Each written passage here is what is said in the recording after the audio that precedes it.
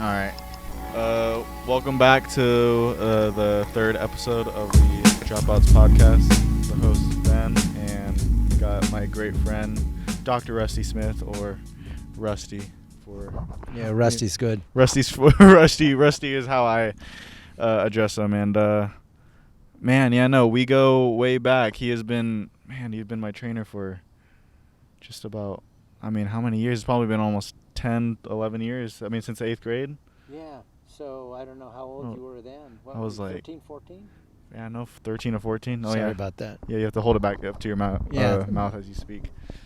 Yeah, I think you were 13 or 14. Yeah, no, it was amazing because it first started just because, we had like a horrible season one football year. And I remember I was just so upset. And my dad saw that I was upset, and I was going on all these runs and working out. And I remember after one of these runs or workouts, my dad came to me and he was like, "Oh man, I got this old friend Rusty. He kind of looks like Jesus, this and the other."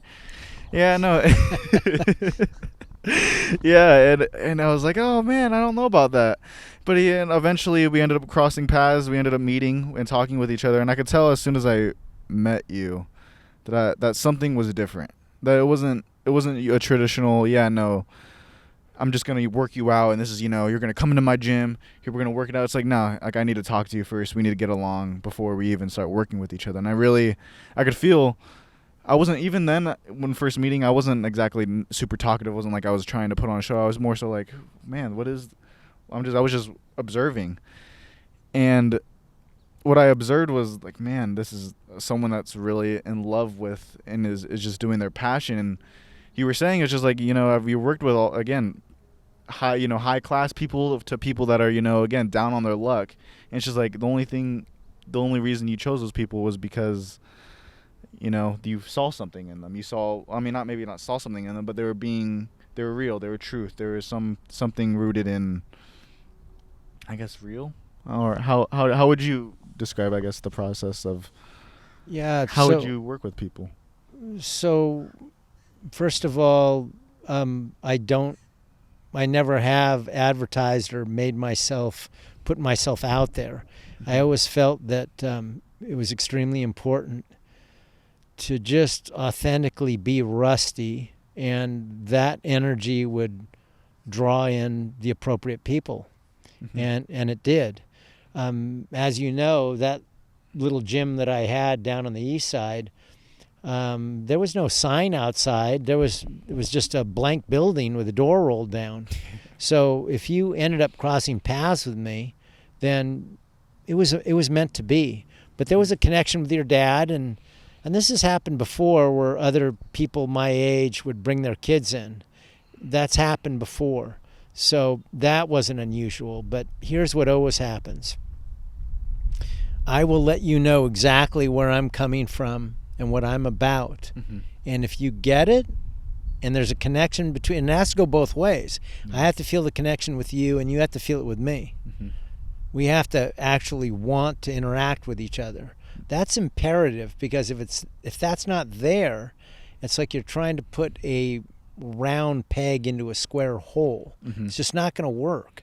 And so it's not a right or wrong thing. You respect that. Mm-hmm. So I can't remember what my exact words were, but because it was a while ago. But I let you know where I was coming from. That it was way more than just physical training and getting you better for football. That the main thing was to take those principles to become a better athlete. My whole thing is to have you apply that to your life to become a better human. Mm-hmm. To grow as a human being. Yeah. Because who cares if you were all CIF, all state in football, but you're an absolute fucking jackass. Exactly. I'm not interested in that. Yeah. And so I let you know all that, and you came back the next day. Mm-hmm. So most of the time, about 90% of the time, people never come back, which mm-hmm. is fine. Mm-hmm. I'm not the dance partner for them. Yeah. And they're not the dance partner for me. No right or wrong. Exactly. I know. I mean, not only. I think also like portraying that as your I guess your sole purpose is that being that being so important is the person and, you know, the connection that they're making it to the real world, or they're making that connection to the real world. I think that, you know, yeah, that could turn some people off if, you know, they just want, I want to be, you know, again, when I think about like trainers, I just think about like, oh man, we're going to make you jack, we're going to make you this, we're going to make you that. It's just like none of that was, it was like just farthest from the truth, like farthest from you. Like that was not you at all. And I could even think in my head where I was like, man, even after the first couple training sessions, I could feel like this is a big reason why this guy doesn't have a lot of people, is you were training, again, just like life and growth and all that stuff. It takes time. It takes a whole lot of time to grow as a person, to become, you know, more in tune with yourself, but also to become more flexible, to, you know, to put yourself in certain positions. And it's just like, Rusty, you never trained me for that. You never trained me for, you know, or you never trained me for trying to get big, trying to, you know, for the aesthetic of, man, he's gonna be a, you know, a CIF linebacker and he's gonna look like one. It's like, no, he's gonna move like an athlete. But in order to move like an athlete, it took a whole lot of time. He had to start from the, you know, from the ground up, and literally create a whole new foundation for me, where it's just like, man, we were just stuck doing squats for the first like 6 months.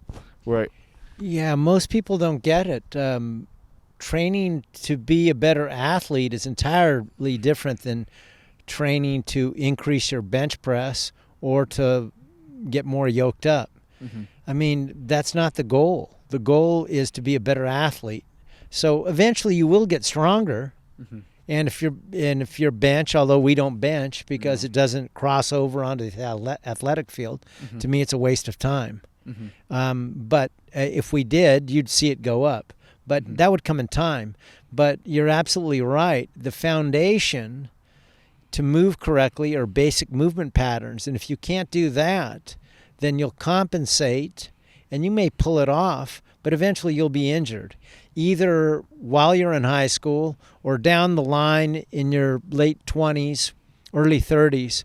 All the imbalances that never got corrected will end up costing you later on by being injured just playing frisbee with your buddies down at the beach. All of a sudden you blow your knee out just planning and throwing the frisbee because of the imbalances in the structural chain. So most people never get that. Mm-mm. They want a bunch of fancy movements to impress their buddies. Exactly. And I get that. But see, that's why it's not going to work with me. I'm not I'm not here to impress your buddy or your pal. Mm-mm. See, and I understand that. I get it. People want that. I'm not the guy to do it. Yeah, that's a bunch of ego shit. Exactly. Yeah, no, I mean, when I was stuck just doing those basic patterns in the beginning, in my head, my head was thinking, I'm like, man, I've never done any of these workouts before. Just doing like, just tilting my pelvic, or, just doing these little movements where it's just like, man, it's like I couldn't imagine. It's like I didn't understand where the connection was to maybe the sport, but I could see that you were setting up a bunch of little blocks. It's like, oh man, all right, this is, can you do this? Just move like that. No pain, no that. All right, and then we're going to do another movement and another movement. And it was super slow where, it took like a year and a half before I even got to, working out in the sand or working out in the stadiums and doing a bunch of stadium works. And even, Yeah, and people have, and that applies to everything in life. Exactly. There's no shortcuts. Everyone wants one, mm-hmm. but my experience in my lifetime has been that you have to put your time in. There are no shortcuts. Bullshit people and tell them that, and you'll make a lot of money. And especially if you're a good salesperson. Yeah, but it doesn't work that way. Sell them how to do a handstand push-up in, a month. Yeah, there's a bunch of those. Look at all the stuff that you do now. Mm-hmm. That if somebody just met you, they just think that just happened overnight. No, you put your work in and you continue to do all kinds of things to be a very holistic athlete mm-hmm. with all the things you do. And not to be the athlete, but you're doing it because you love these things. You have interest in them. Yeah, no, that's hot yoga, jiu-jitsu. That's what it's turned into. I've seen where, again, for me, I know it was really beautiful how we got started. Where it's like, all right, it got started in my head, in the very beginning, I was like, all right, well, I'm just doing this because I want to be a better football. I never wanted to lose a whole, 10, go just straight, never win a game again. I didn't want to ever have to feel that again. That's how it all started. But then I realized along the line, I was like, man, this was much bigger than football. It became so much bigger than football because, again, I went in my football career. I did great. I mean, I was doing awesome when I was training with you. And then we got to my senior year where it was like the crescendo. Man, we're going to finally see where all this training leads up to. And I didn't even end up playing because I ended up getting kicked off because, again, basically what happened was the training that I was doing with the football team was interfering with this training. And I told my coach, I was like, hey, man, I'm working with this trainer. My parents are, helping me pay for him. They were going to him, and I'm learning so much more. I'm like, instead of going to your weightlifting practices, I'm going to take time again on the days that I'm, working out with you. I'm going to go work with my trainer. And they got pissed, and they basically gave me an ultimatum of like, hey, you're either going to work with us or you're going to work with him. And along that line of like, man, of all those trainings where it's like, man, in the beginning, I imagine if I was presented with that question, I would have chose football in a heartbeat. If you took me in when I first started, I would have I would have chose football in a heartbeat because football was my life. I grew up, again, from when I was little, where it's like, man, I always had a football in my hand. From my first memories of being at the USC games, to see that, it's just like, man, football was my whole entire character. It was my persona almost. It was where I got to finally let loose and be Ben. And I was never comfortable with myself outside of, football. I was very much introverted, but when I got to the field, man, I turned into a different person, and I could really express myself. And you, again, all your training helped me express myself even better on the field. But then I realized when training with you along the line through the time and just being around you, where it's just like, man, the training turned from physical into spiritual, into inwards. And that's when we just started talking about just life. Where the training was just about, man, training. But it's like, man, I asked you questions where I was going through things where I was like, man, Rusty, I feel kind of off today. This is, again, something's happening in my inner life where, again, a girl broke up with me, or, I'm heartbroken, or I can't focus because I got this kind of stress from my family, this and other. And it's like, man, we would just stop and talk about that, and we'd be like, hey, how does that, and then it would affect the training. Yeah, and think of that. And I'm not blowing smoke up my own ass like, it's not an ego thing. Well, think of that. How many people are going to actually do that working with you? I gave a shit about you. The training doesn't matter. If you were emotionally upset, let's say because you were going out with somebody and you guys split up and you're emotionally sad about that, that's important. I care about you. Mm-hmm. We're not just going to go, well, deal with it, bro. Let's go. Today's the day we're going to do squats and deadlifts. Most trainers would have been like, oh, man, well, we're going to use that pain to fuel your, you're going to hit a new PR. You're going to hit even more weights and this and other. No, we're going to sit down and I'm going to talk to you as a human being and show up for you. And that, I think a number of things happened there at the very end when you made the decision not to play football. I remember telling you, you might not see it, Ben, but that's one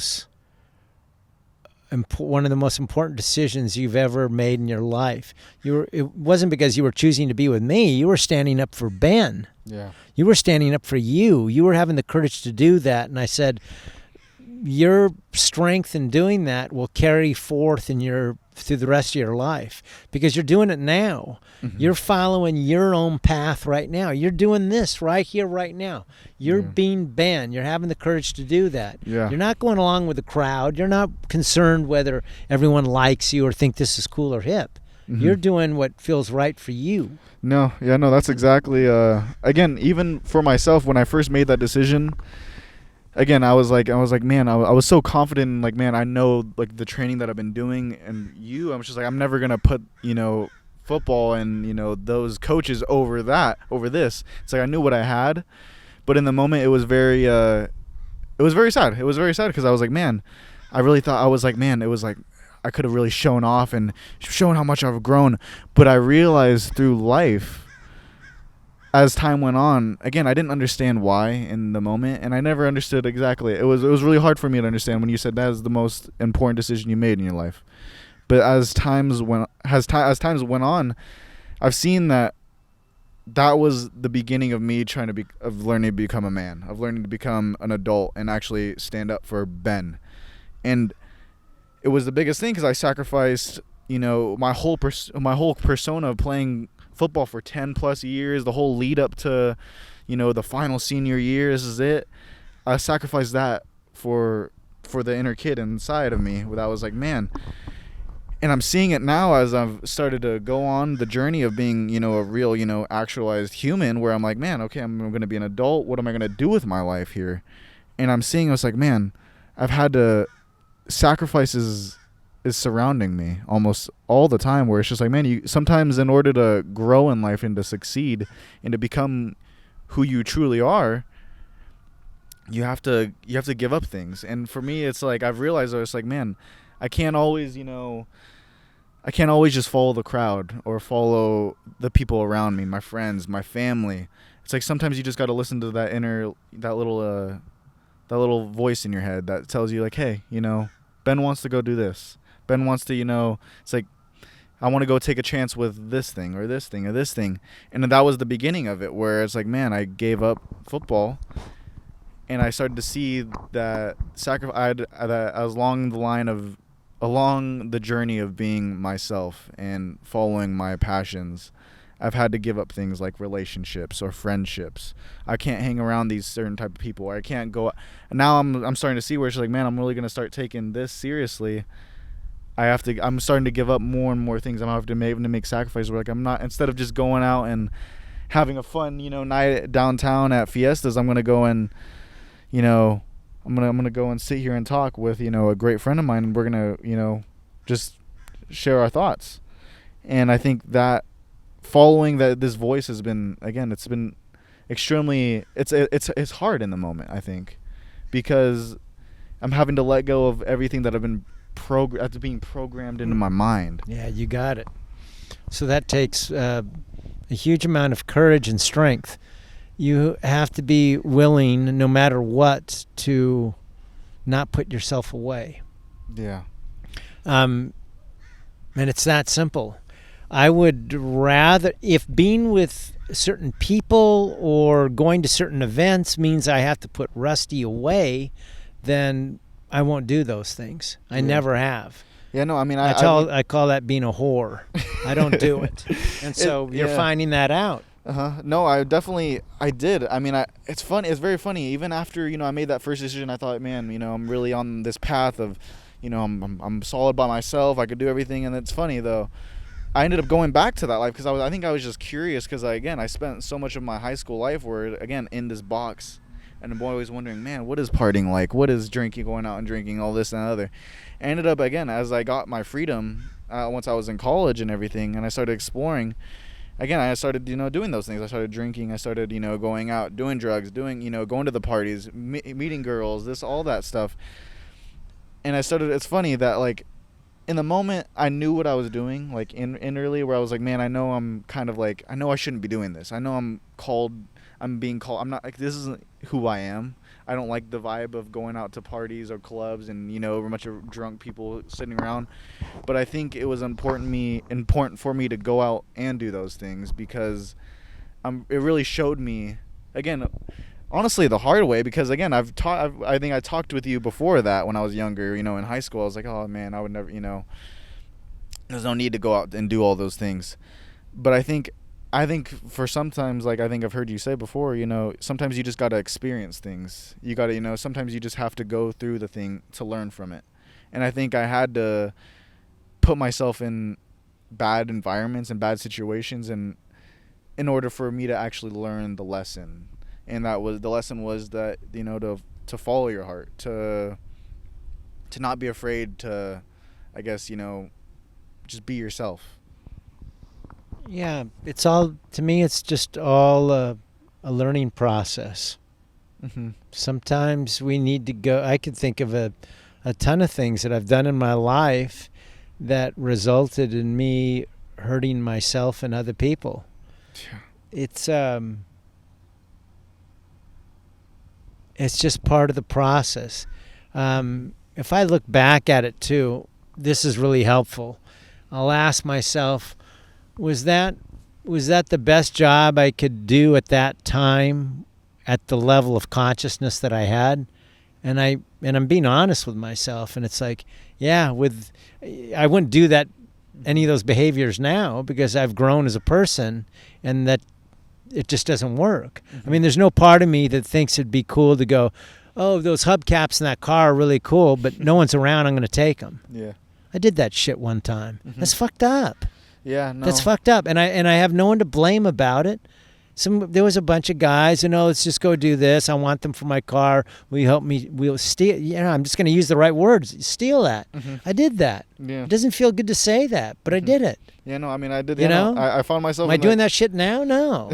Yeah. I wouldn't like. It's real simple. Would I like to take something that's not mine? Would I want somebody to take something that isn't theirs of mine? No. Well, why did I do that there? I could go on about it, but you get the gist of it. No, I mean, and it's very funny where I was like, man, by me sacrificing Ben, and I was putting myself in those situations, I found myself in a similar situation. I was down in IV, and I was like stuck, like stealing just a bunch of alcohol. Just like I was just going from like party to party, and I would just find a little room, and I would just go in, and I would steal alcohol. And then I was with my friends, like, oh man, look at all the shit I got, like, oh, it was like almost like in the moment I was like, man, I was I was proud of it, because I was drunk, but I was like, oh man, look at this, look what I'm doing, I felt like I was being of use, I guess. I felt like I was like, man, I'm not just, it's like Ben wasn't, it's like in my head, Ben wasn't enough. I needed to do a little bit more. I needed to be the life. I needed to be, that guy that was like bringing stuff and had value. I think it was because I thought that I didn't think I had enough value. So I was gonna bring more value by stealing shit. And oh wow, look at all this shit. I remember like going into this party, and I remember like I saw like I like snuck. I would always talk my way into everything. I would talk to the the floor the bouncer, I guess, at the party, and I would all talk to him. I'd make friends with him. I'd be like, oh, I just need to go use the restroom. He'd go let me use the restroom, and I'd see I saw a skateboard, and it was funny when I was going up right before it was like a little like stair, like the bouncer, like a staircase, and then like this other room, and I opened the room, and it was like, who the heck is this guy? And then I was like, oh shit, closed it, and I was all drunk. I went back up, and I saw like a skateboard or something, and I took it. And I came back down, and I went into the exact same room because I got greedy again. So I looked into the exact same room that I was these people that I was trying to steal from. They're like, oh fuck, that's my skateboard. And I instantly just panicked. I was all drunk, and I just dropped everything I had. Like I had this it's like, I think like one of those athletic backpacks, and I had like everything, my keys, my phone, all the alcohol that I stole, and my skateboard. I just dropped it all. And then I just ran out of there. I got out of there and no one found me. But then I realized, I'm like, oh shit. I went back to my friends. I'm like, they're like, oh, where's your phone? Where's your keys? I'm just like, I don't have them. And I couldn't remember where the place was. And I remember I literally got so fucked where I was just like, man, I felt so bad in that moment where I'm like, man, this is not those type of situations I need to be in. I mean, I literally I found like a bike, and I biked home that night. And I remember getting back, and I remember seeing my mom where it's just like, yo, what have you been doing? What do you, because basically they called my mom, and my mom, talked to me and was just like, hey, like, what's going on? And thankfully these kids were, they were lucky enough to, again, didn't press charges, didn't do anything. They just kind of, I ended up finding out the next day, as, my mom, and me picked up, my keys and my belongings from them, that, they just stole the alcohol. But they just stole the alcohol that I stole back, and I basically probably just like fueled their whole party probably. And it's funny though. I was sitting there, and I was just thinking. I was talking with my mom, and she was so disappointed. Where it's just like, man, I was this kid who, again, never partied, never did all this stuff, but for some reason, I had this need to prove myself. That I was like, man, I'm valuable. I'm doing something. I'm not just I guess someone that's not dangerous, but also I want to go and prove myself. And I realized that she's like, man, there's no reason. My mom told me, I remember a long time before, it was another night that I came back, and it was just like, just talking to her. She was like, one day this lifestyle is going to burn you out, being around your friends. And like, it's like if you're always going to be putting yourself into these bad situations, don't be surprised when you get these results, and it's going to burn you out. One day you're going to look back at this, and you're not going to be, it's not going to be something to be like, oh man, look what I did. It's like something to be proud of. It's something that it's just like, man, excuse me, that isn't the real you. Because again, especially your mom, she's seen me grow up from a kid who I am now. And she basically just told me, like one day these things are gonna start to burn you out. And from that point on, I stopped stealing because I really realized I was like, damn, that was really way too close of a situation where, again, it could have ended way worse, where I could have ended up in jail or, again, just shot or just got fucked up or something. It could have been way worse. Thankfully, I got left off just with basically like a pat on the wrist, and they're just don't do that again. Yeah, but even if you pulled it off, the point is, it's not yours. It's not mine. No. Somebody paid money for it and bought it, and you went and took something that's not yours. And I'm not being the fucking Mr. the Angel here. Yeah. I've done plenty of that shit, and you've heard me say this before. What do you want to know? Yeah. I've done all kinds of shit. What do you want to know? And I've learned from it, and I know why I've done it, and I don't do any of those things anymore. Yeah.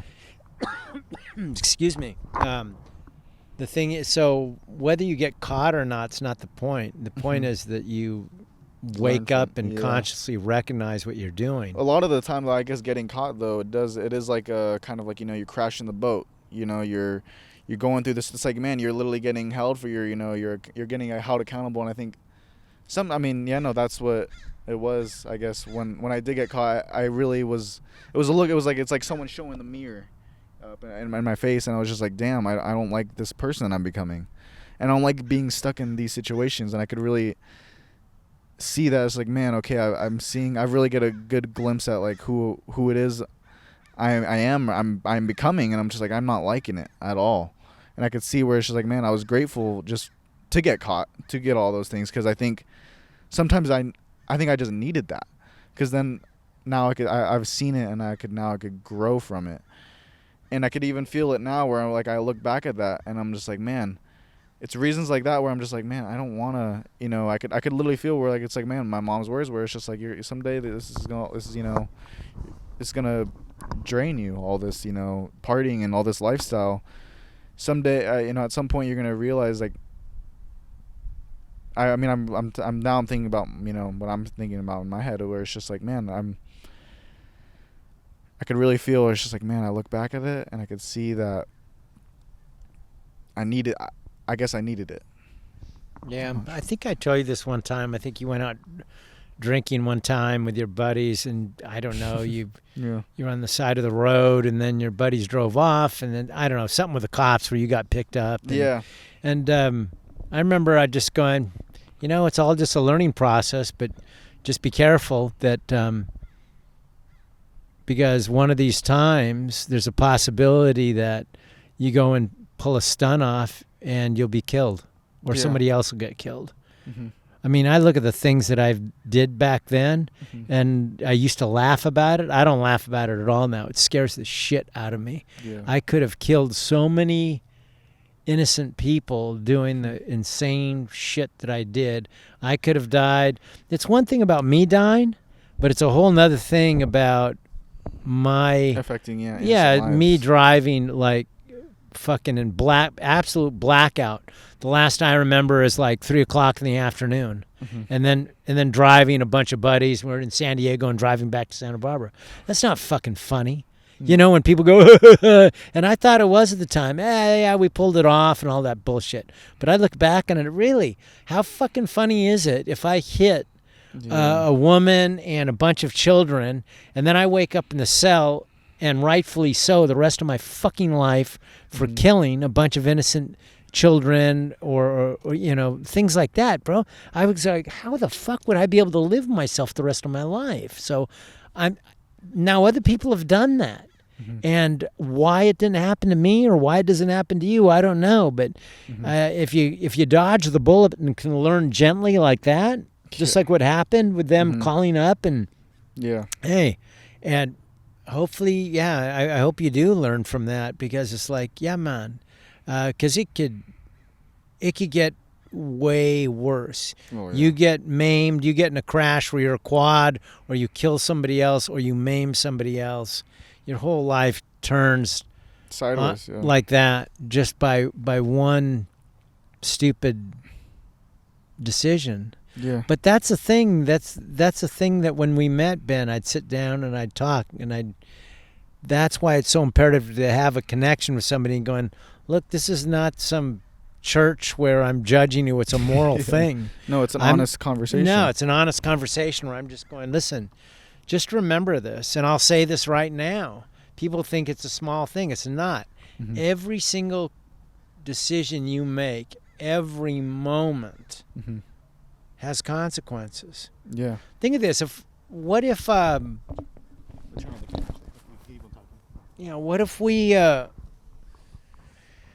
the last minute the phone rings and I go, I got to go back in the house. I better pick that up. And then I go, nah, I'm not going to do that. And the next thing you know, I get hit by a drunk driver. And if I would have gone into the house and answered the phone, I would have missed the guy would have missed me. Yeah. We wouldn't have come to the same intersection at the same time. Yeah. So you start looking at this going, I got a friend who that actually happened, and he almost lost his legs. He was hit by a drunk driver, and now he's pretty fucked up. Mm-hmm. He's got a lot of physical problems. Yeah. His legs were turned to hamburger, and he's a young guy. He's in his 30s. Yeah. Anyway, my point is that if he would have just gone and done one thing different just for 30 seconds, he wouldn't have been in that intersection when the drunk hit him at 11 o'clock in the morning. Yeah. So that's my point, is everything has be conscious of every decision you make. Mm-hmm. No, I mean, and I could feel where it's just, again, all those things that, again, happened were from getting arrested and going to the drunk tank to getting caught stealing to all those things.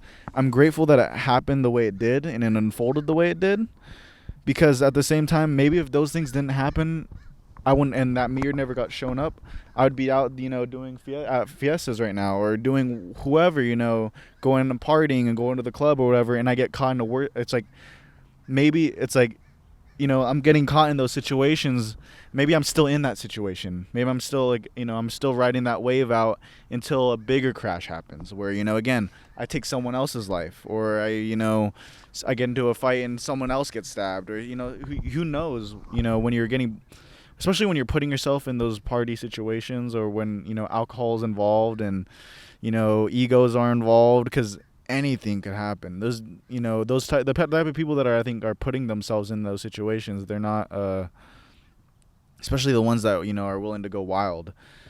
Anything can happen. It's chaos. It's utter chaos. And when you're putting yourself in that environment, really anything can happen. I'm grateful for those things, because I'm out of that. I've learned from those things, and I was able to grow past it. And I'm like, man, all that happened before, I'm even turned 22.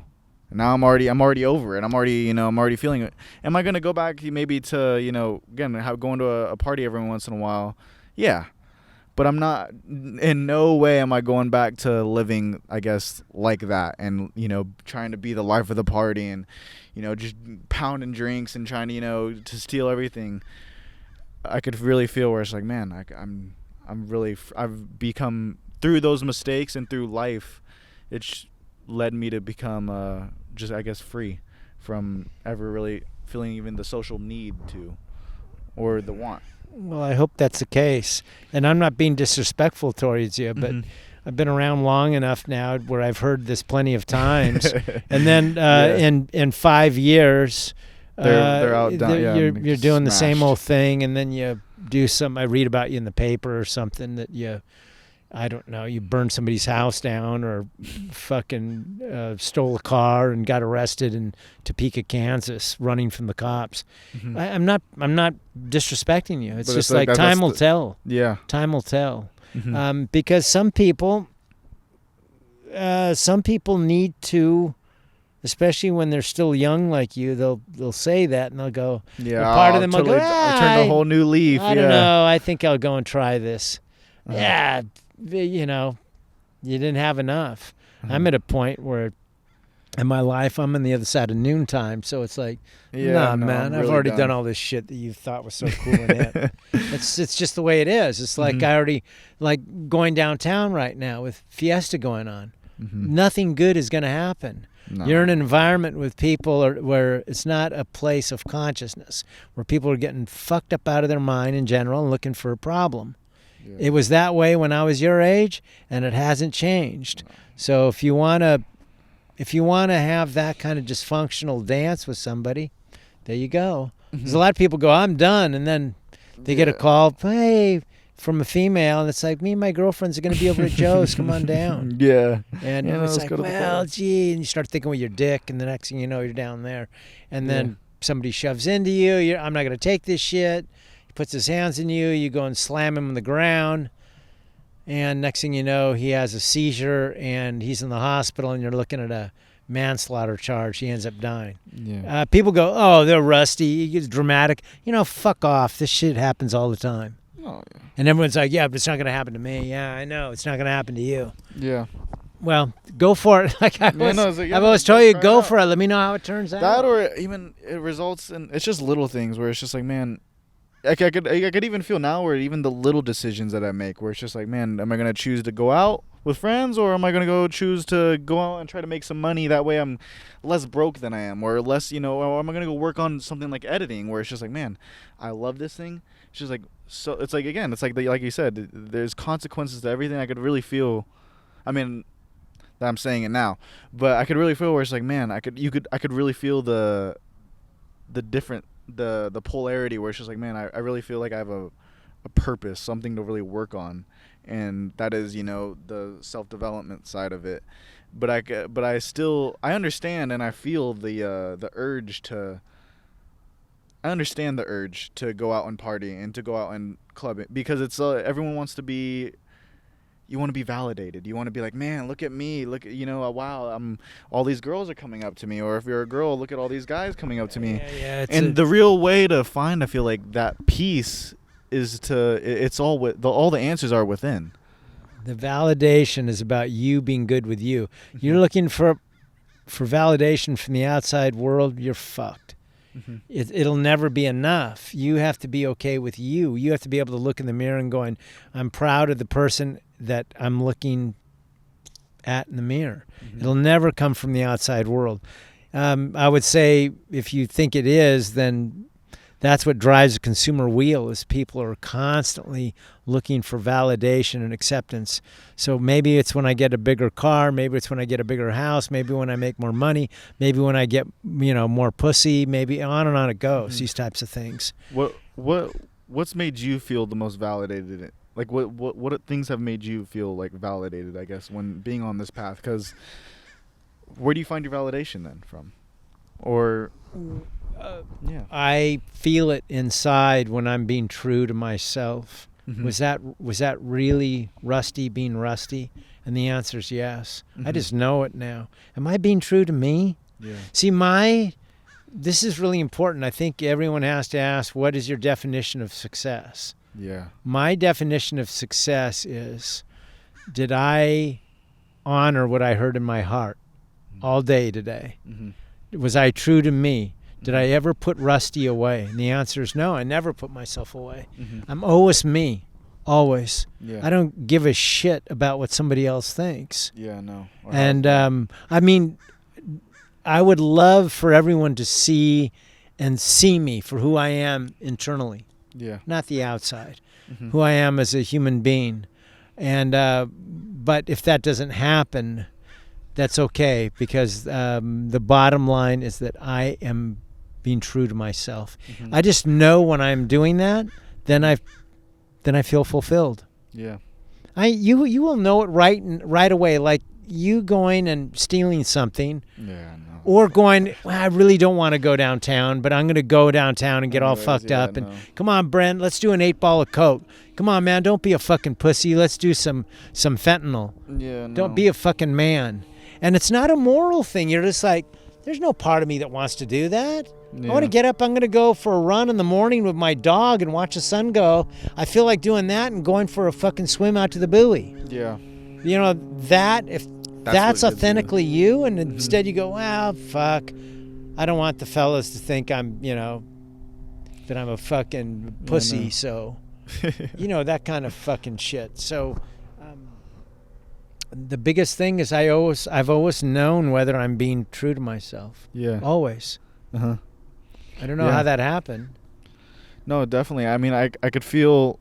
Yeah, no, I feel the exact same way where I feel when I feel the most successful, when I feel the most confident is when I'm out just being myself. When I feel the most validated, when I'm just in my own bubble, when I'm in my own world and I'm working on something that I truly love, whether that be again yoga, where I'm just totally focused on the pose and I'm just thinking about my breath or all that, or you know, again, doing jiu-jitsu or walking my dog or editing now, or you know, doing all these things where it's just like, man, everything I'm doing, I could literally feel where it's just like, man, even if this isn't, you know, I'm at level 1 right now and it's all, you know, janky and it's not, you know, again, set up like I'm in some Joe Rogan podcast. Like, no, it's like I'm starting from scratch, but I'm starting with what I got and this is the best I got. But it's like, man, I feel validated in just knowing that. It's just like, man, I could die today knowing that I'm doing my absolute best. Yeah. And there's no doubt about it. That's everything. That's everything. And I could literally feel where it's just like, man, that's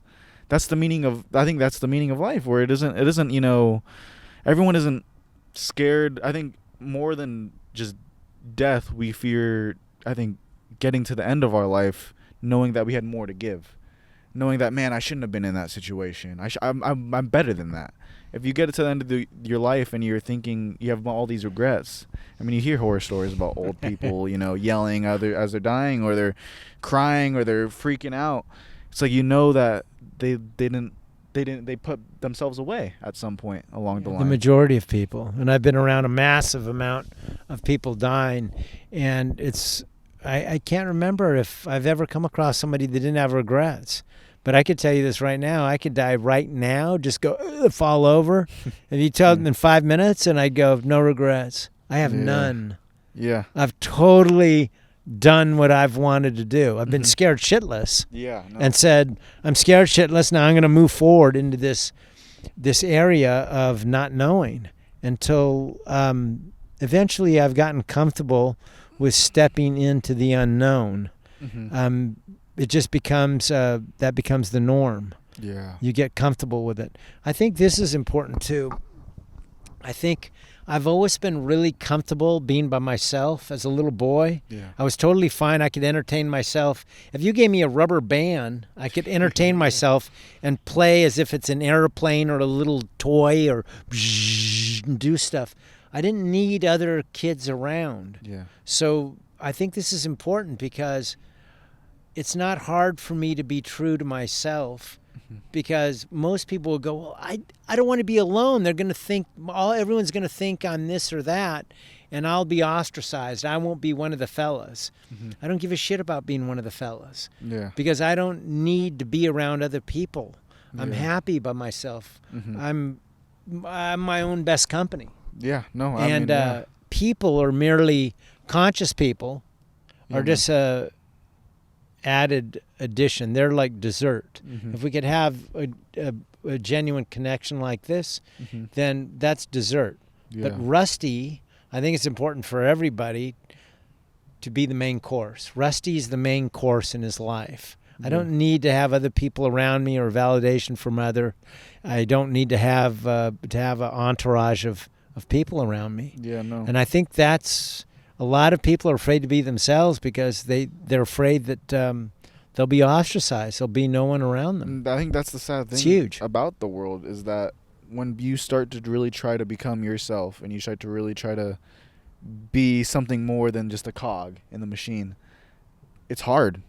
The world around us is designed to make us comfortable. It's designed, you know, with all the, you know, we got McDonald's on every goddamn corner. You got all these fast food, you know, working out and all that stuff. It's like, it's all that isn't pushed. Like, you know, when all this whole, you know, again, we're not really allowed to talk about it, I guess, or you're not really allowed to say much about it, I guess, the quarantine and all that kind of stuff. When all that stuff was happening, it wasn't what was being pushed was oh, get the jab, get the jab, get the jab, and it wasn't, man, look inwardly and let's try to eat healthier. What are things that we could do better to improve our health or our fitness or, our just all around, quality of life. It wasn't, none of that looking inwardly stuff was getting pushed. It was all, nah, just look for the outside. Just stay safe in your own little bubble, keep on buying, good luck. Though it's becoming more and more hard to actually become your own person. And I think a part of that is not only because the natural human condition of people being scared of being judged, but also because the world around us is showing us just how scary it is. And it's advertising that. So it's like, man, it's like if you're going to go out and try to be a YouTuber or actor or try to follow that big dream of yours, it's like you're gonna get a couple scrapes and bruises along the way, and a lot of people aren't willing to take that. Most people aren't. No. If you want to march to the beat of your own drum, you have to have big balls or big ovaries. You have to have courage. Mm-hmm. Because the systems that are in place globally, it used to be just in this country, Western contemporary society, but now this cancer is everywhere, where to support you, the system doesn't support you to know that you are whole and complete. Introspection and critical thinking is not supported. Mm-hmm. Because if you did that, you would realize that you're whole and complete just as you are. And you lack for nothing. You don't have to get another car. You don't have to get a bigger house. You don't need more clothes, material stuff. Yeah. If you have those things, fine, but they are not you. Mm-hmm. You are not your possessions or your title or your accomplishments. Yeah. You are conscious awareness. Mm-hmm. But so the whole thing would collapse if everyone stopped consuming and buying and being driven by fear. Yeah. So fear is what drives the decision-making globally around the world. Mm-hmm. Think of that. And that the Tibetans had said this. Almost all the indigenous groups had mentioned this period of time that we're in right now. But the Tibetans call it the Shambhala point. And loosely translated in English, that means the now or never point. Mm-hmm. And what that means is we either wake up to the truth of who we are, or we'll create so much damage to the earth and all its biological systems that it won't support our life on it. Yeah. Now, so what humans have done since they've been on the planet is almost everything that drives the decision you make is fear-based. I'm going to do this because I'm afraid that'll happen, or this will happen, or that'll happen. Fear-based decision-making will no longer be supported on this planet. And if you doubt it, just look at how everything is collapsing all around us. Mm-hmm. Everything's falling apart. It has to, because none of it's based on anything true. Yeah. Nothing. Almost every single system that's in place is one big lie. Mm-hmm. And so everything's falling apart. Yeah. Which is beautiful to me. Mm-hmm. And somebody can go, oh, yeah, well, if you die, and you wouldn't be saying that. I will die at the exact time when it's appropriate for me. Yeah. Your ticket gets punched when it's your time's run up. And I'm at peace with that. Yeah, no, that's the one thing everyone has in common is we're all heading to the exact same spot. Yeah, you all have an expiration time. We all have an expiration date, and whether, and that's the most important, and it's like almost obvious, where it's just like, man, who's more happy? The guy that, is sitting at shore nice and safe, or the guy that survived the storm out on the waters, went through the crazy storm, but then, got to shore? Who's happier? It's like, man, the guy that went on the whole adventure and saw the world. And he barely survived, but he still did it anyways. And even if he did die. Unless the guy on the shore was authentically driven just to sit and watch. Now, if that was authentically him, but if he sat on the shore because he was afraid to go after his dreams, obviously the guy who went for it and got all torn up and bruised up and battered. Exactly. I'm like the Hunter S. Thompson is an author, and he's very famous for this saying that when he's dead now, but he was saying that, but at the end of his life, he wanted to slide into home plate and have everything worn out and broken apart and have nothing in the tank. Yeah. And I'm totally there. Yeah. Yeah, it's like I'm living the authentic Rusty life. Full bore, balls to the wall, pedal to the metal, Yeah. No. authentically being me. Well, that's what I mean by balls to the wall. It's like I'm being me 150%. Yeah. No one's getting in the way. And that's why I could die right now. It's like, now there's lots of other things I'd love to experience and do Oh, and of course, contribute, but I also have. There's always more fun to be had. But you also recognize, if you're paying attention, that people die all around you all the time. You remember this when you were still in high school? I said, remember this. Within the year of you graduating, there'll be at least 3 to 4 people that will be dead by the end of the year. Yeah. Sure enough, it happened. Exactly. See, people go, oh, what are you bringing that up for? Such a morbid thought. They're only 18 years old. They're going to go drive, get fucked up. You're going to commit suicide. And there's a lot of overdose. You're going to OD. That's the sad truth is that's what happens a lot of the time. People are, it's like, man, it happens with every, probably graduation, all the time. New graduates, a bunch of kids that are, that have just feel like they're not, if they've been going through shit, they feel worthless. They don't know what is going to happen, and they're heading into a whole new world. And the world, if you've been here long enough and you've experienced it, it's not a forgiving place. It'll beat you to your knees. And again, when kids are, like, when you're 18, 19, you're going through all that, it's like, man, it's a natural order of things, and it's very sad.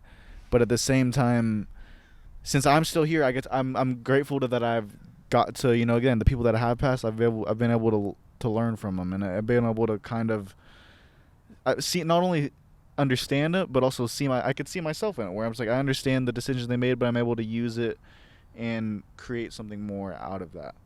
Yeah, I think that's very wise. That to watch the people all around you, not in a judgmental point like, oh, I'm so much better than them, but to observe and go, look, you looked at Freddie or Mary and they did X, Y, and Z, and look at the outcome.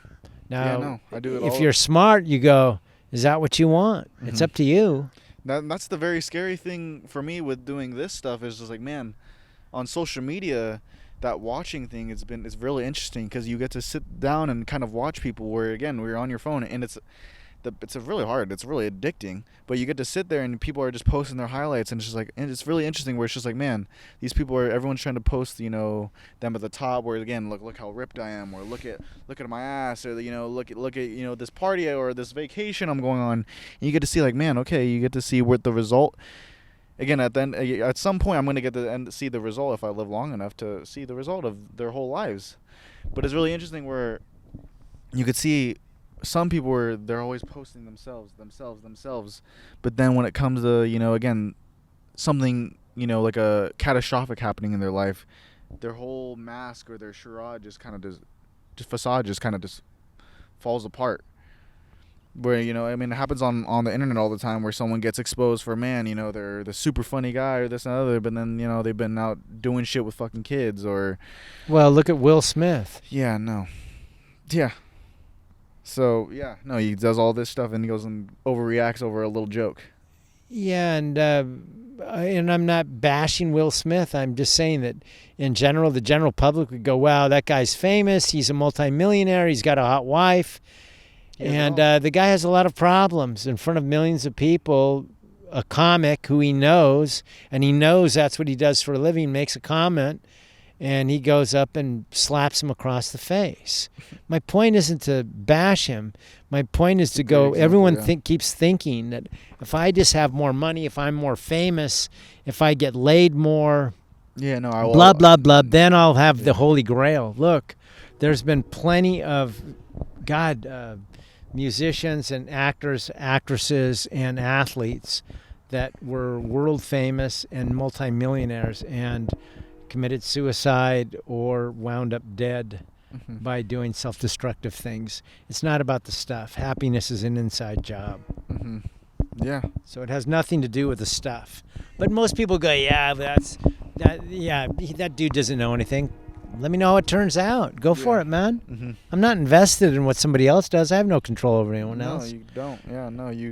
You can't. That's one thing I've learned is, again, I've tried to. I mean, being surrounded by people my age, it's natural that they're gonna go out and, experiment in the real world, and I could feel where, again, so badly. One of the hardest things is again just holding on to friendships or relationships, and you're always trying to be like, man, hopefully they're gonna wake up and I'm gonna change them. It's gonna work, No. or friendships where it's just like, man, I love this guy. I've known him forever, but he keeps on, again, I can't just be like, hey, yo, you should just really straighten up, and you can, but then if he decides not to, it's just gonna be like, all right, well. Yeah, one of the biggest things that you'll learn as time goes on, if you haven't learned already, is that you can't change anyone, and everyone has their own process. Mm-hmm. For whatever reason, the majority of people need to learn with a lot of drama and a lot of pain and suffering and shit hitting the fan. Yeah. And where it's hardest is with the people that we love and our family, the people that we just love so dearly and deeply.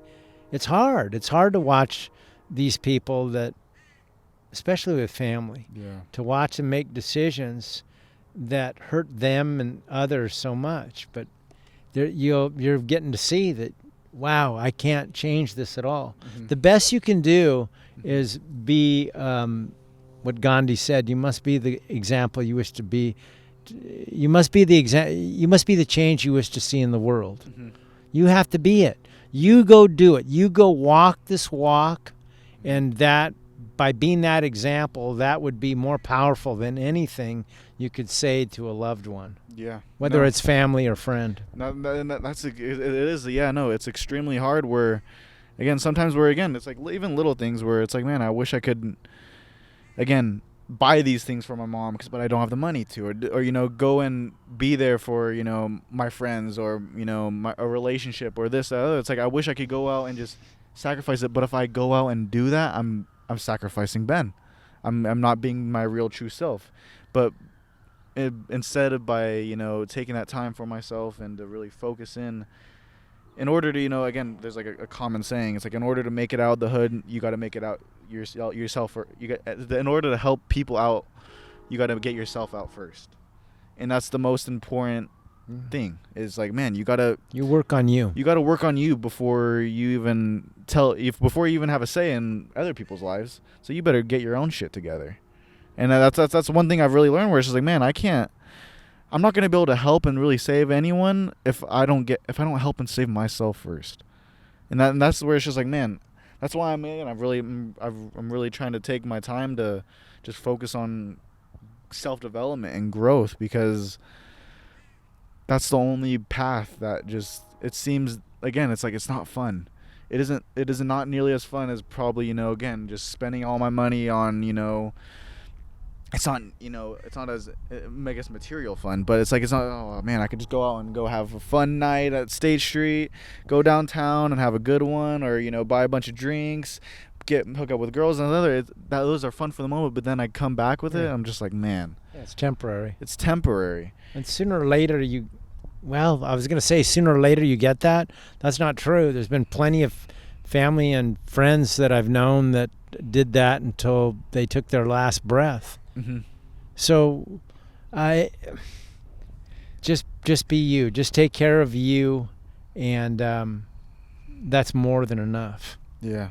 That's more than enough. That's a full-time job. Yeah. If you watch, oftentimes people wanting to help others, mm-hmm. A lot of people might not like this, but it's true. Lots of times people that are constantly wanting to help others, it's like, well, I could feel when it's genuine, and when it's like, yeah, there is some truth to that you generally want to help people, but there's also a part of you that's going, this is great, then I could avoid working on my own shit.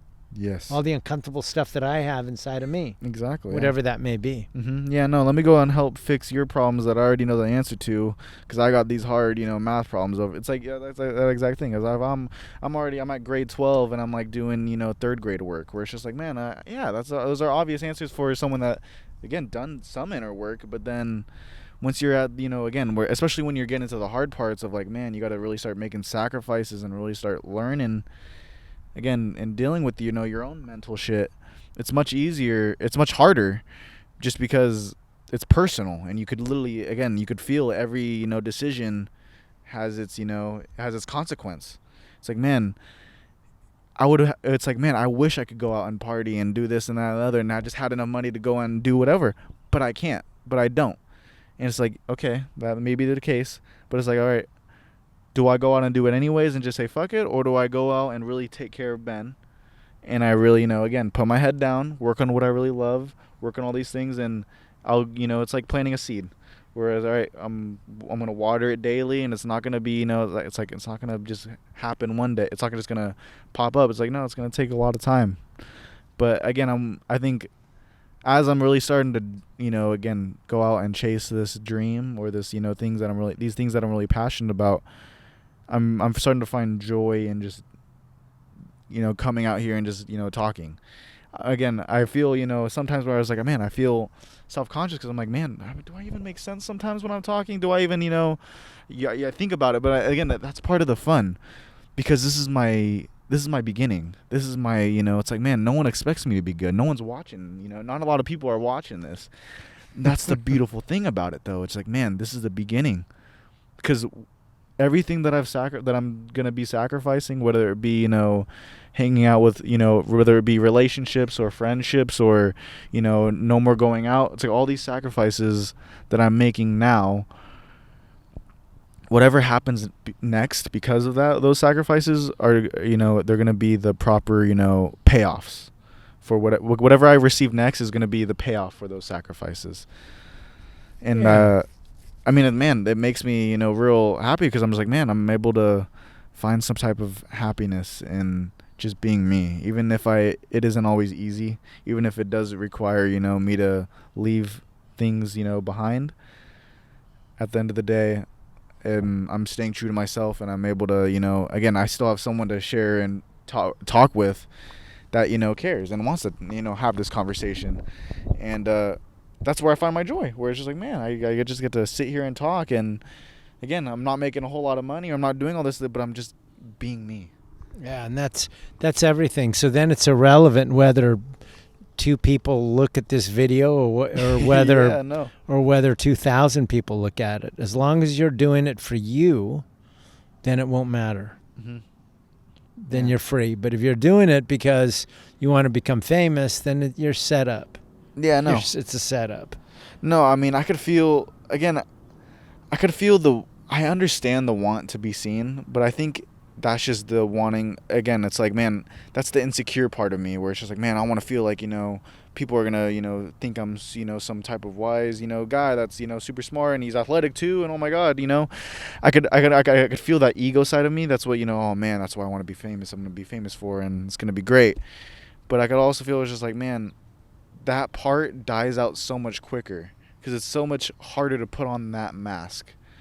Well, look what you just said. Then it is just to be myself. Yeah, look what you just said. You're putting on a mask. It's putting on this mask. Is not who I am. It's not authentic. It's not who I am. I am not, it's like I'm not always perfect. I'm not always this wise guy, or I'm not always athletic. I'm not always, it's like there are times in my life where I'm not that, and I could feel, again, like this is somewhere where I get to communicate that. It's like, man, I'm just a normal dude. I'm just a normal dude that's just trying just like everyone else. And I think there's some type of power in that, instead of trying to be like, man, especially on the internet, it's everyone wants to stand out. Everyone wants to stand out and be like, man, I'm the guy that, could, again, do this with his leg, or, can do this skill, or this, that, and the other, or that I could create a bunch of cool stuff, So everyone wants to have their own gimmick, and I think that's the thing where it's just like, man, I don't want a gimmick. I just want to be Ben. I just want to be myself. And I want to do things that I think about and that I care about. Oh, I think my cameras went out. There's just be like the little gopher over there doing his thing. There's a little gopher, and I've just been watching him just push dirt out of that little hole over there. Such a cute little fellow. He's a fine little fellow. Vince Gopher. when I was a kid, there was a cartoon and there was a character and his name was Vince the Gopher. I can't remember on what program he was.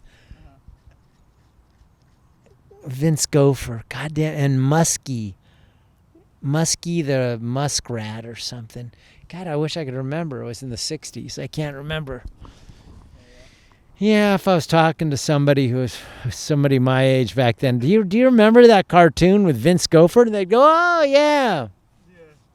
There was no internet, so if people from that age, you went home after school and, if most of the kids would watch, cartoons or something for at least a half an hour. So it was the same old cartoons, the Flintstones, Gilligan's Island, Leave It to Beaver, Dennis the Menace. Oh, man. I loved all that stuff. The cool thing about technology is that I just last night watched an episode of Leave It to Beaver, and it was hilarious. I just love that kind of stuff.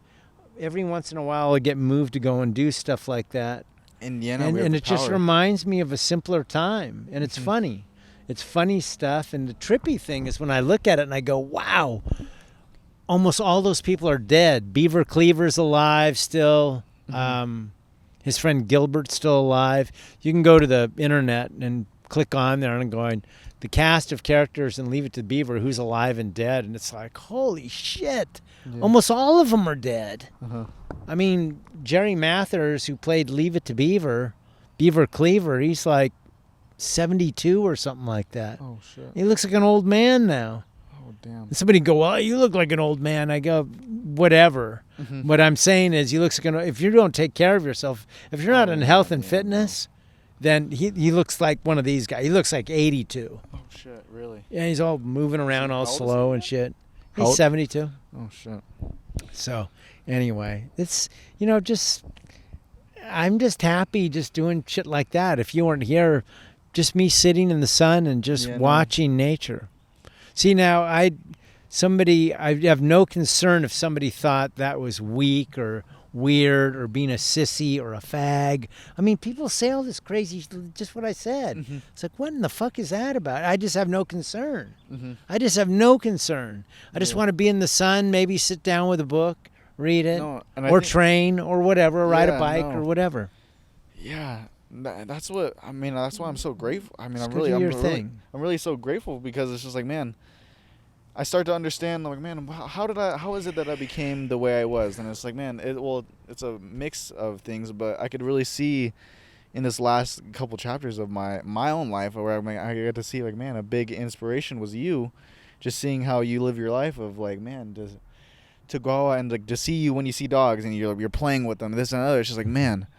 The little gopher. To bring look how cute. Exactly, to bring that kind of joy, and you're not putting on there's no mask of, like, oh, I'm the tough guy. I can't be, playing with dogs like that, or, gophers or this and that. It's like, no. It's like, or saying how cute the gopher is. Oh, yeah, no. That dude's a kook. And I could feel it's like, man, fuck you. That is true strength. Do you have enough? Do you have the power to let power go? Yeah. A lot of people don't. A lot of people just, oh man, they're so stuck to, I'm this fucking goddamn strong dude. I only lift big weights and this and the other. I don't fuck anything that's soft or this and the other. It's like they're trying to put on this persona. And the great thing, again, working with kids, because that's what I do. I'm a preschool teacher. It's like, man, I get to experience the real side of people. Like, it's like, man, when these kids are, all these kids, they may not grow up and act like the way they do when they're, when they're 5, because again, the sad thing is a lot of the time along the route of, life, people lose that little spark to be a kid. The little kid in them dies, and I think that's the saddest thing, because kids they have no worries. They're just totally free. They're weak. They're very weak because they get hurt easily. That's the the trade-off. But it's just like, man, if I could find some type of equilibrium to be that free as a kid, where I could just let my inner kid come out and just not give a fuck about what anyone thinks, good, bad, or indifferent. And again, to even let that out on camera and to put that out to the world, it's like, man, that's true strength. Yeah, well, you can. The only one preventing you is you. Exactly. The only one stopping, my own worst enemy is myself. And I could feel that, where it's like, man, I need to get out of my own way, because that's where freedom is found. Yeah, and believe me, Ben, being my age now, almost 40 years older than you, it really is true. The hardest, the real strength is in being vulnerable and honest. I mean, bare bones vulnerable. It backfires on me a lot of times, where I could feel where it's just like, man, to be vulnerable, it's just, to say the truth, it's real hard. Because a lot of the times when people ask me, like, again, in innocent questions where, like, they ask my opinion on something or this, that, other, it's like, man, it's like I have to give it to them honestly. And it's like a lot of the time the truth is a hard thing it's a hard pill to swallow. Well, here's what I mean by that. If I go up and see people throwing trash on the road where I live, which happens all the time, or if somebody just now spray painted graffiti all over a big boulder up where I live, and my initial reaction is to go, "You fucking motherfucker," and to get so angry where I want to beat the shit out of the person. And a part of me goes, I wish I can catch them in the act and I could beat the shit out of them. Yeah. But the most powerful thing that's ever happened is when I have come up to people where I have caught somebody doing things like this and said the truth. I just went beyond the anger and I said, I went right down to the truth of it. The truth of the matter is, I love this earth so much, and watching you do this, I feel so much pain in my heart. I feel so sad. And I would really hope that you would not do this again. And then I tap into that sadness, and I've started to cry right in front of the person. That's strength. Yeah. Now that's how you truly feel. Yes, it's truth. I'm not just reacting on the superficial emotion of the anger on the surface. And the interesting thing is that has been the most powerful thing to get people to change. That gets people, I've watched people change from doing that. Now, where they go, wow, I'm sorry. Wow, I fucked up. Yeah, no. While if I go and beat the shit out of somebody, they might not do it around me because they got, their clock cleaned. But they're not stopping it because they understand about the connection I have to the earth. They might even, their heart will open up, and then they'll be able to see what it is that's driving them to, if you think of that, what's driving them to go and spray paint on a rock. That's just what you were talking about earlier. That's just a big cry out saying, look at me, look at me. I need validation from the world. It's not enough. You just can't sit here. You have to go over and spray paint my name on the side of the neighbor's building, their garage. Think of this. If you're whole and complete with yourself, if you're really comfortable with who you are, you have no interest in doing that. Excuse me. So, but I can't see that if I'm just reacting my initial gut reaction of anger, and then just going, fuck them. And what's beautiful is that that intensity is because I love this earth so much and nature so much. I know that you're willing that I have that kind of intense energy to protect it. But that is the difficult thing. I mean, I just doing this the other day, praying. I go to myself saying, show me how do I goddamn be here, keep my heart wide open in the midst of such unconsciousness.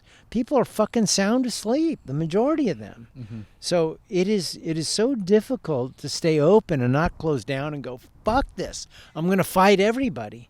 And I can't do that. It's an unwinnable I can't do that. It's just, and it's exhausting and it's misery.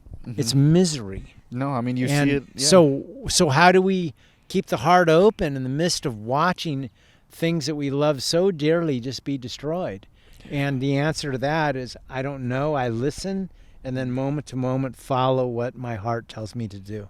It's the hardest thing ever. It really is. And I could feel. I mean, I feel. I know. I feel similar thoughts a lot of the time. Where again, I think like, man, all this time, all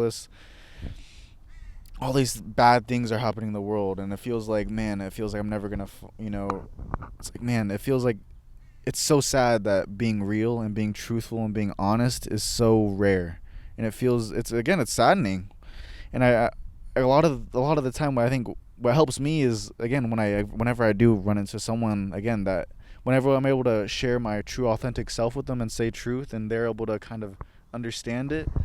That's a time, like, that's a moment where it's just like, man, that's what makes these conversations so beautiful, or what makes a relationship be so beautiful, or what makes a friendship so beautiful, is because you're able to you're able to, through conversation and through you guys have, you're on your own different journeys, but you're able to in one moment come together and see each other's truths. So I'm grateful just to have that, even if it is rare. And even for the little moments, like, again, like last night when I, had jujitsu, and I fucking was dog tired, haven't been in a while, and just pounding a thing of orange juice and like eating a peach was like ecstasy, where I was just like, man, I never want to die. Like, all this shit that I'm going through, all this, thing where like my brain's telling me, you need money, you need to do this, you need to do that, you need to do this. It feels like I'm going 1,000, my brain's just going and going and going and thinking. But I'm for that moment of reprieve where I just get to sit down and just relax and just enjoy. That's like, man, Ben, you're totally dog tired, and I'm so grateful that I get a house to, be under, that I got this, again, that I got this fruit and this orange juice and all this. So I'm just like, man, just be grateful for those little things. 'Cause a lot of the time, I forget, where I'm just like, man, I'm in America. I'm not in, some village in, again, in Mali or in Ghana or somewhere where it's just, dirt poor.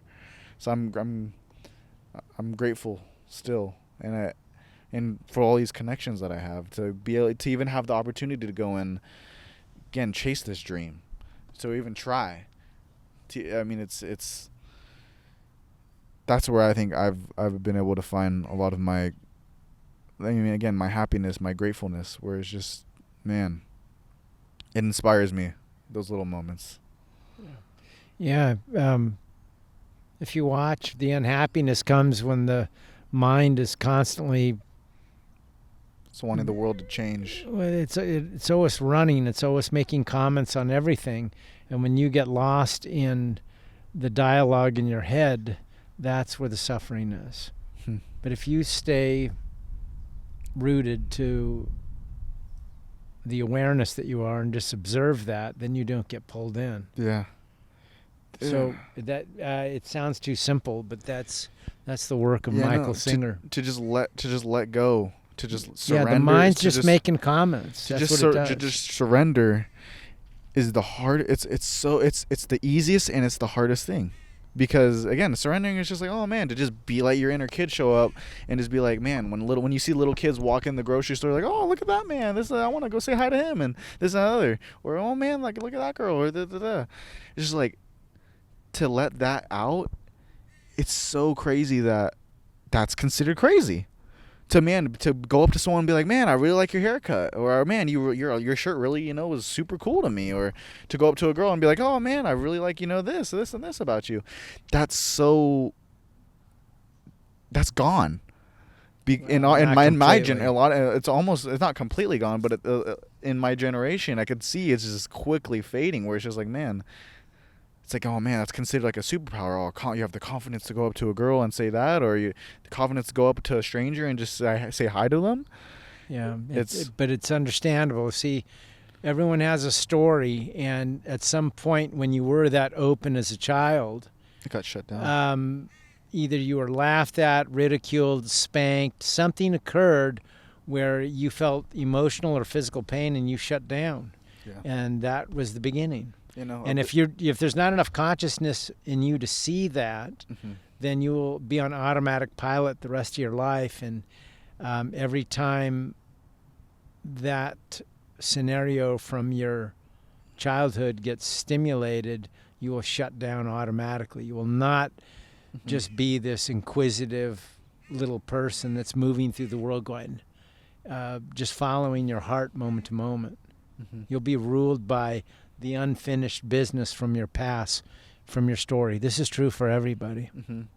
If you're not aware of it, you're Mhm. fucked. Yeah. No. You'll suffer. Well, And if somebody goes, "Oh, that's not true," have a nice life. was it a multitude of things that got you to wake up out of that and refine that? Yeah, pain. Pain. Pain has got me to do that Mhm. because it's like tremendous pain and sadness, and it's like, what is the root of this? I genuinely wanted to find out. to find out what it is, and so people and books and situations have shown up to help me Find the truth. find these truths within myself. Now, Mhm. do you need all that stuff? No, but in my case, but these things help me because I could not see the things I'm talking about now. No. Yeah. So a lot of I it, know this is true. Mhm. So if you watch, you're just operating out of the unfinished, the situations from your childhood that not just pass through you. Yeah. You're still reacting from your story. I could feel If you it. cannot see that, you will never get out of it. Yeah. You will suffer tremendously. Uh-huh. So you can go to Hawaii. You can go live on the other side of the world. You can be very successful monetarily with what you're doing here. You can make millions of dollars. Mhm. It doesn't matter.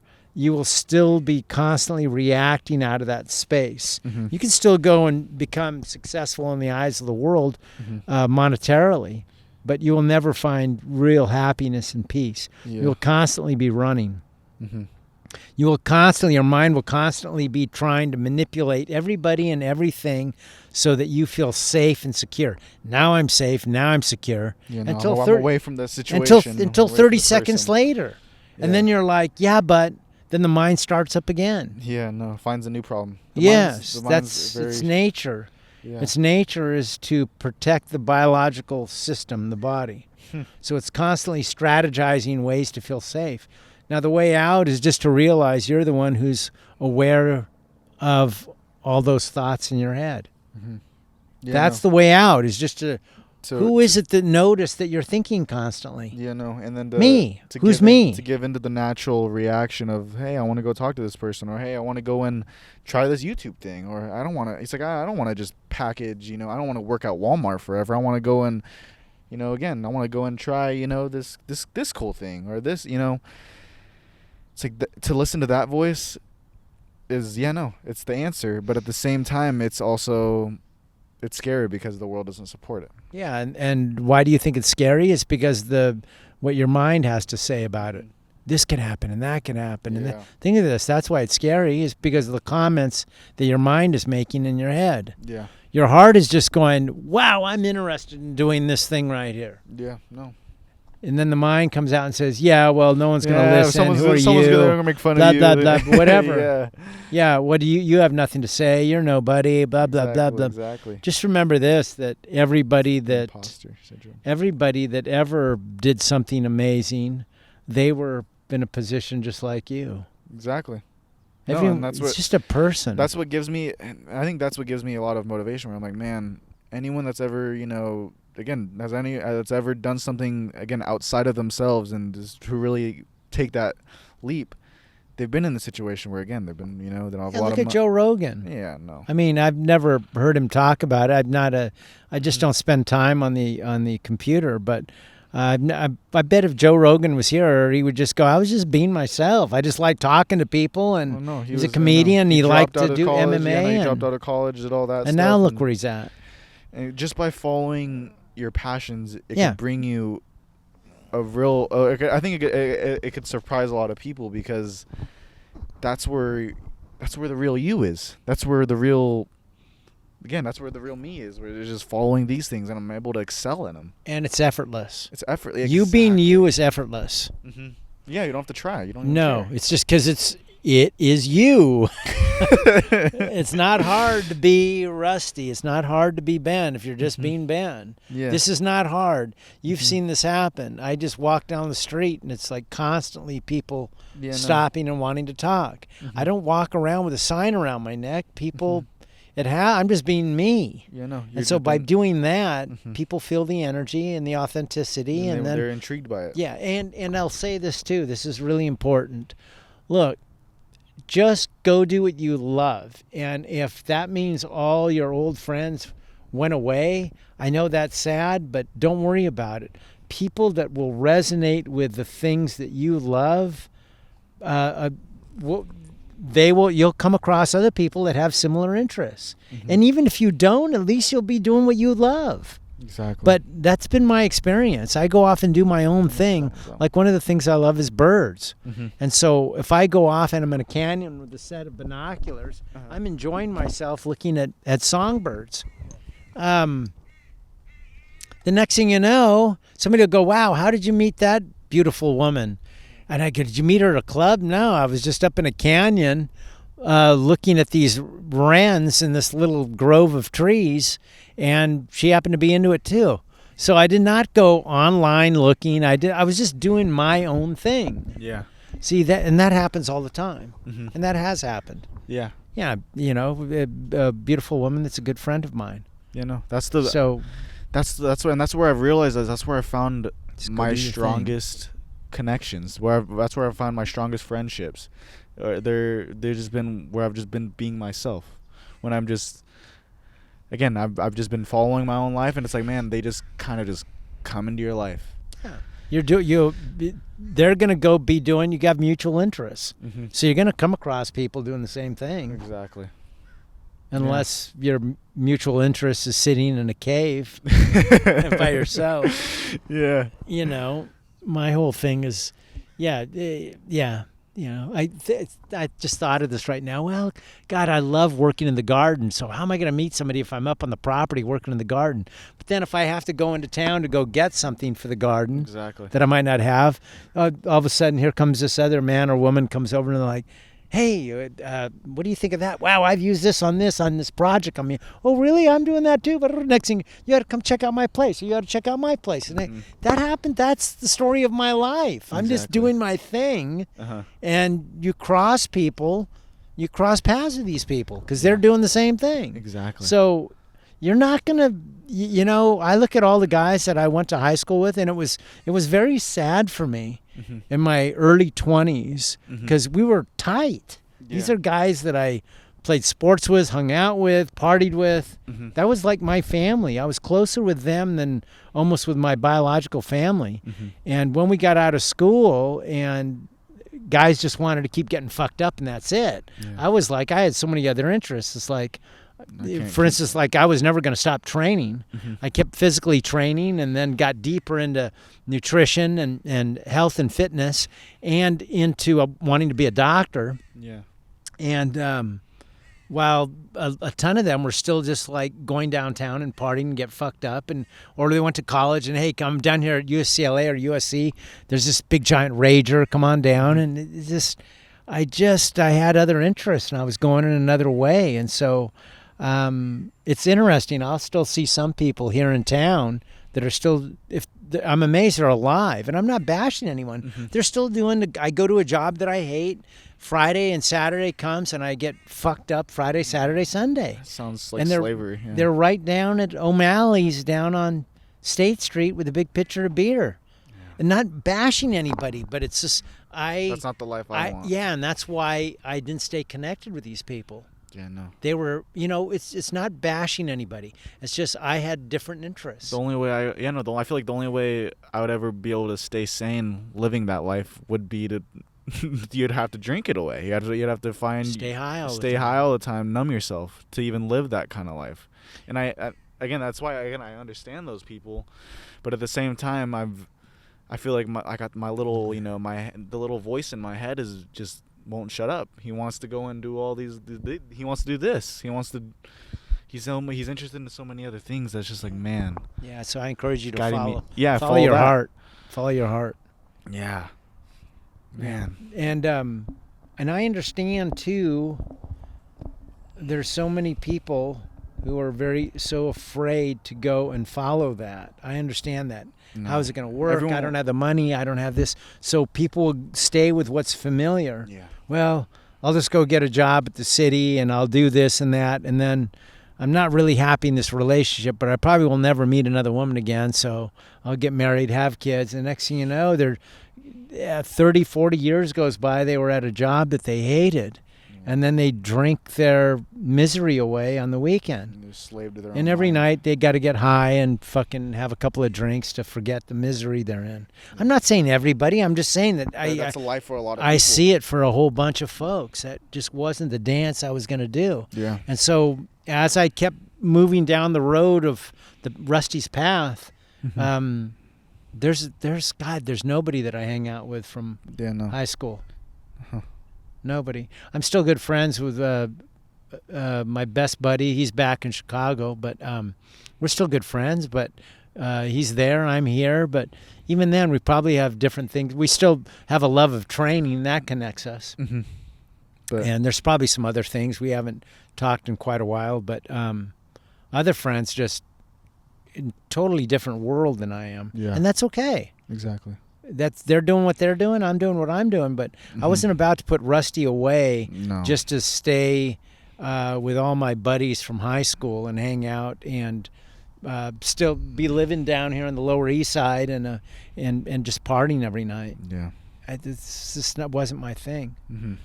It was just too much I wanted to experience. It takes a lot of strength and just willpower, I guess, to give in to that everything's just, you just have faith that everything's just going to work out naturally. I mean, I could feel, again, everyone wants, again, especially my generation, it's just like everyone wants things now. Everyone wants the relationship right now. Yeah, so they go in, so what do? They go out and, the camera just died, but what do? They go out and go on Tinder and they start swiping, or so then they can find now. It's like, oh man, to go out and just naturally find one is just too hard. And I think, it's beautiful to be that example of like, man, no, I'm not gonna go take it the easy route and just go to the club or the parties or Tinder or anything. I'm just like, no, I'm gonna go out and find it naturally. And I think that's what I'm gonna go out and try to do. But it's like it's so much. It's very it's very supportive to know that there's other people that are, again, like you, or again, that are out even on the internet, that are living by the exact same, I guess, values and life standards that I am. Because it's like, man, it isn't impossible. It's just you got to just give into faith that things will work out. Given to you, your heart. Alrighty. Well, thank you, Rusty. Yeah, you're welcome. You know what? Right now, I just thought, I'm like, there's a big iron gate there, and I know that they close it in the evening. Yeah. And I hope they have not closed it.